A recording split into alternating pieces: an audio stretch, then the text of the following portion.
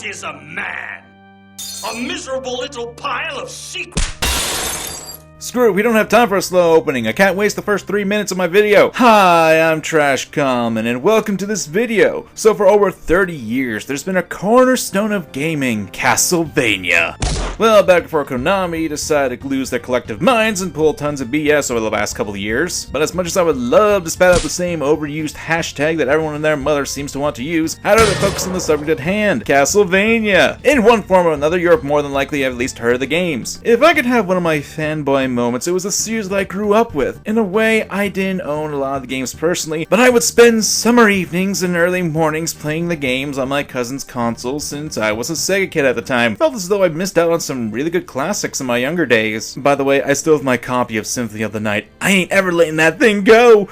So color me surprised when we learned that there would be an anime adaptation to the Castlevania games. For fans of the games, it's always a surprise, but it also brings a bit of worry. Let's face it, when it comes to adaptations of games that aren't a good track record, just look towards various Hollywood movies and a number of anime adaptations of games. Star Ocean, and although I like the series, Devil May Cry's anime was panned, at least from what I saw. So how does this anime stack up? Does it fall a few cracks short of the famous Belmont whip?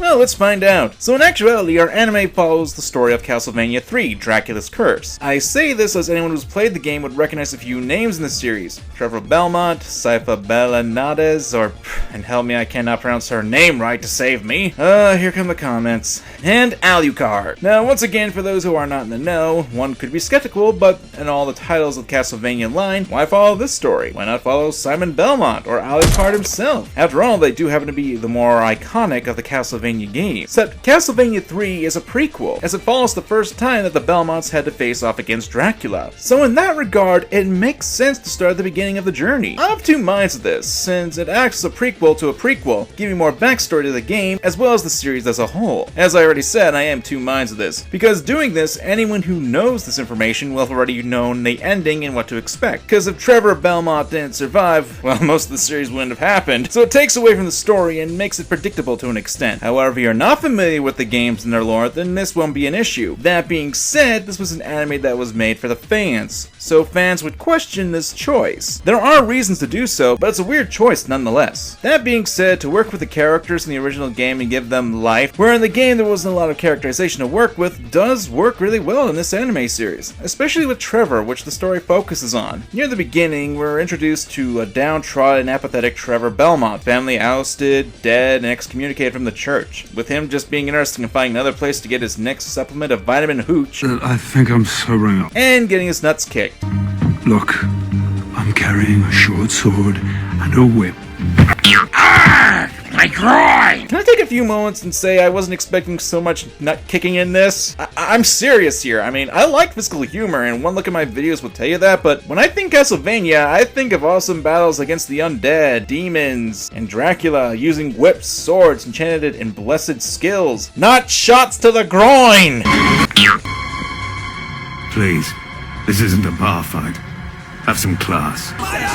I wouldn't make this a big thing, but it's just something that stuck out to me. But while it did stand out, what stood out more was the beautiful animation, as well as the colors used in the cinematography. Let me give an example. In the beginning episode, we're introduced to Dracula and Lisa. We see candles all around the two with the candle flames in front of the camera, acting as a bit of foreshadowing what will happen later in the episode. And the fight scenes, especially in the latter half of the series, certainly are a spectacle, especially when Trevor fights against Alucard in the last episode. There's a lot of scenes that draw a lot of amazing cinematography and action, almost on par with that of an actual movie. In addition, Castlevania does not hold back. Death, gore, people's heads being ripped off. There's a lot of gore in this, people, and if that's not your thing, I would recommend you stay away from it. But even if you're not into that, this anime is impressive in terms of animation and action. I would still recommend it. But what about the story, the voice acting, and the music? In terms of characterization, I already mentioned that of Trevor's development throughout the series, but as a character, I actually like him. For one reason, that development that I mentioned of someone you hold no respect for, someone who comes off as being once a noble person but now acts like dirt, and then then regains that spark to save people. A tale of redemption, as it were.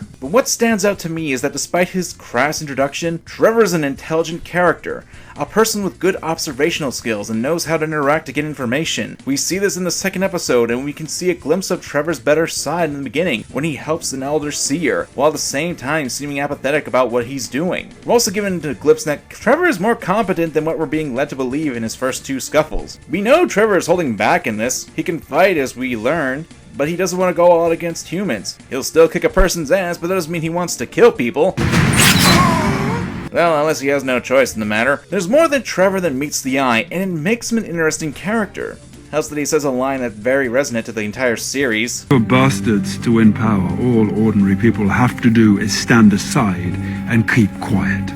Indeed, but you must always remember that the only thing necessary for evil to triumph is for good men to do nothing. Well, then the fact he's funny at times. Oh, hell. I'm sorry. I was trying to snatch the stave out of your hand. How's your finger? What fucking finger? That's no way for a man of the cloth to talk. That being said, there isn't a whole lot to say on the other characters. The other character that does get a bit more development would be Dracula himself, but we only see him in the first episode, and while we are getting a second season, and the major characters that we have established, such as Sypha and Alucard, they are certainly impressive in their own rights, but we're not given a lot of development on them. Now, not to say that's a bad thing though. If there was much more development on other characters, it would distract from the story. This is only 4 episodes after all. If there was more time and such, I'd say this be a detraction, but like I said, there is a second season coming, and there exists the possibility of more growth for the characters. The voice acting sounds pretty good, especially with the accents being played. Well, it ain't mine. You can fully understand what people are saying, yet realize they're from a different country. After all, this does take place in Romania. Then again, I haven't really heard much in the ways of Romanian accents, so you have to forgive me if I don't know if they're being authentic or not. If there's one aspect of the anime that was disappointing, it would be the music department. Don't get me wrong, the music used is appropriate, and consider this my bias as a Castlevania fan, I was a bit disappointed that there wasn't a take on the Castlevania theme, Vampire Killer, especially in the fight scene. I'm a huge proponent of using the background music to make a scene a lot more entertaining and energetic. I'm sure a lot of people are. I don't know, maybe it's just my Castlevania fan and me going nuts. If there's one more thing you can point out that's weird to me throughout the entire anime, we're giving a religious meaning, which in Castlevania isn't too unexpected. The series holds a lot of religious symbolism, and the anime itself holds the same. There's a picture being painted for us. Organized religion as the root of the evil. After all, the church did kill Dracula's wife, but later in the series we see a priest is able to be a key factor in holding off the demons that are attacking, so I feel like there's kind of a mixed message going on. But hey, that's probably just me. After all, Castlevania animation certainly is worth any fan of the game's time, and even if you're not a fan, I guarantee you'll at least have an impression of the series once you see it. I look forward to the second season and hope to see more. What do you guys think? Have you seen the anime? If so, what are your thoughts? Be sure to leave a comment down below, a like, and please subscribe for more content like this. I'm TrashKamen, and remember to examine your fandom. My groin!